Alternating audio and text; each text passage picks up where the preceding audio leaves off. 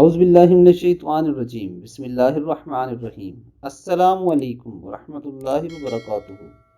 نبی کریم صلی اللہ علیہ وآلہ وسلم نے فرمایا کہ 7 طرح کے آدمی ہوں گے جن کو اللہ اس دن اپنے سائے میں جگہ دے گا جس دن اس کے سائے کے سوا اور کوئی سایہ نہ ہوگا۔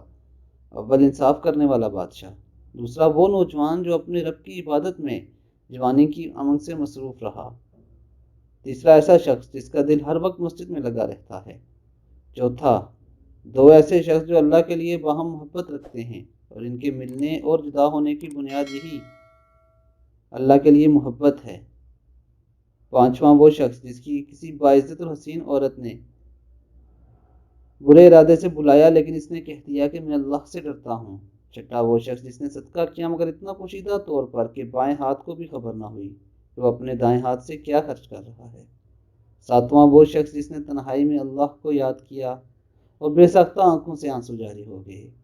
دوستو، یہ صحیح بخاری کی حدیث شریف ہے۔ اللہ تعالی ہمیں ان لوگوں کی فہرست میں شامل ہونے کی توفیق عطا فرمائے۔ السلام علیکم ورحمۃ اللہ وبرکاتہ۔